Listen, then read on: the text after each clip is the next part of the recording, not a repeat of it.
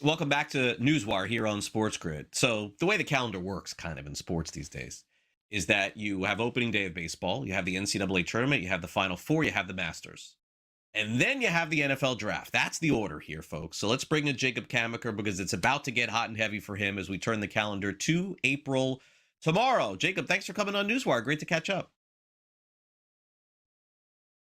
Me. All right, so let's get started here. The first round, once again, seemingly is another NFL draft where the quarterbacks jump into the first round. I know you're starting to break this all down, and the hot name right now is, of course, Ty Simpson of the Alabama Crimson Tide. These are the first time that people are starting to realize, like, Simpson had a great career at Alabama and all of a sudden went from a guy that could go the first or second day to now the first round. Yeah, I think if you look at Ty Simpson and what he accomplished in his lone year as a starter at Alabama, he has sort of that skill set you like to look at in terms of accuracy, ball placement. When he's at his best, he can really command an offense. So I think that's going to help him as he gets sort of into this draft in terms of establishing himself as a first round pick. But he is a big wild card in terms of he's a guy who could potentially go early, but there aren't a lot of landing spots for him. I think the one you look at, the Jets at 16, if they end up wanting a quarterback to potentially serve as a successor for Geno Smith, they could potentially take him there. But if they decide not to do that, just roll with Geno or use one of their many top 50 picks. I think they have 4 picks in the top 44 selections. But if they want to use a second round pick on a quarterback, then there aren't as many landing spots for Simpson. I think we could see something similar to what happened last year, Craig, with Jackson Dart and the New York Giants. Mm-hmm. The Giants spent that number 3 overall pick on Abdul Carter, a high-end pass rusher, then traded back into the end of the first round to get Dart.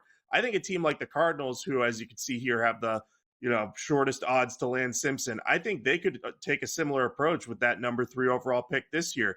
Take a top pass rusher, whether that's Arvell Reese or David Bailey. And then, once you get later in that first round, try to trade up, get Ty Simpson, have him join that room of quarterbacks that just currently has Jacoby Brissett and Gardner Minshew. They need some young talent at that position. And I think Ty Simpson would be a good fit for Matt LaFleur's or Mike LaFleur's offense there. I'm going to do that a lot, confuse the LaFleur brothers this year. But I'd watch Simpson to the Cardinals this year. I think that that's going to be potentially his landing spot if the Jets pass on him. Yeah, plus 130, as we just showed you for the Cardinals. A little sneaky there, I think, with Pittsburgh at 9-1 also. Probably sneaky for every quarterback right now with the Aaron Rodgers stuff going to happen. It looks like a second year in a row. All right, let's get to Caleb Downs. Right now, his draft position sits at 9.5. Jacob, this is going to fluctuate, of course, over the next couple of weeks, but naturally, it does appear that he's got a shot to go in the top 10. Top 15, maybe at worst, over minus 145. The Ohio State star plus 115 on the under. Yeah, I think you look at this with Caleb Downs. We've seen safeties not really go in the top 10. I think Eric Berry was the last one to be a top 10, top 5 pick. So, or maybe it was Jamal Adams before that. Eric Berry was the last one in the top 5, I think. But I think there's a chance that Caleb Downs does go in the top 10 picks. And I just keep coming back to the Giants as a potential landing spot for him. John Harbaugh has acknowledged he's a big fan of Caleb Downs. He even called him, I think, a potential Hall of Famer in one of his pre-draft interviews. And yeah, maybe he's just tipping his hand or hoping that his comments about Downs will get another team interested in taking him early and that will push someone else to the Giants. But when you look at what Harbaugh has had in recent years with the Ravens, they played 3 safeties a lot there with Kyle Hamilton. They traded for Alohi Gilman last year. And, they've had Ardarius Washington, who we brought into the New York Giants this year as well. So they always have a trio of good safeties. I think you can make the case that the Giants have a decent safety trio. They have Javon Holland. They signed Washington. And then they also have Tyler Nubin, who was a recent second-round pick. But Downs could be the best defensive player in this class. So I think Harbaugh might look at it and say, hey, I want to use 3 safeties. I want to get an elite guy at the position. Caleb Downs could end up being the pick there. So I really like his fit there. So I'd be leaning on the under for his draft status. I think he could potentially fall outside the top 10. But I think as this gets closer, more and more of these guys at non-traditional positions like running back, safety, linebacker, they're going to get pushed up the board because they are the blue chip players in this year's class. Yeah, right now, Downs plus 380, as we showed you, to be the number 5 overall pick. But Sonny Styles, a little bit of shorter odds. Jeremiyah Love at 5-1. And then a lot of other players could still very much be involved. We are just scratching the surface of odds in the NFL draft. Meanwhile, last year, the Las Vegas Raiders took a running back early in the NFL draft. Will the Tennessee Titans, Jacob, do the same? We know that Jeremiyah Love is going to be the first running back off the board, and the Titans are plus 100. Wow, those are really short odds to take a running back there.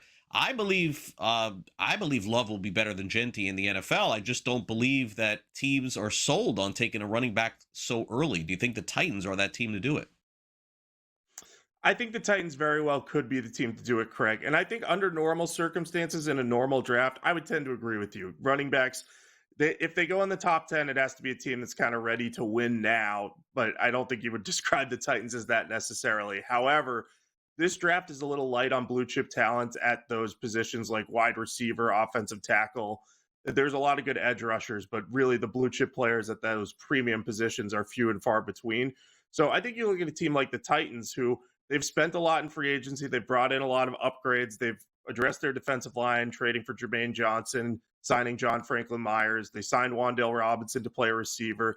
They've added a couple cornerbacks in Alontae Taylor and Cordero Flott. So they still need talent at pretty much every position, but because of the depth they've added, I think they can afford to target a guy like Jeremiyah Love, who would just be a massive asset for Cam Ward as he continues his development. You can really rely on Love as a true 3-down playmaker. So I like the idea of them targeting him. He's one of the few blue chip players that'll be on the board with the number 4 overall pick. So it wouldn't surprise me at all if Love ends up being the guy for Robert Saleh there.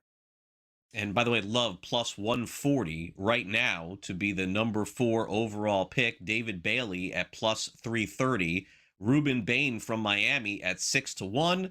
Carnell Tate and Sonny Styles. Those are the 2 names to keep an eye on inside 10-1 odds. Jacob, as always, appreciate the insight. We'll be catching up with you pretty much every week all the way through the NFL draft. Thanks for coming on. Sounds good, Craig. Talk to you soon.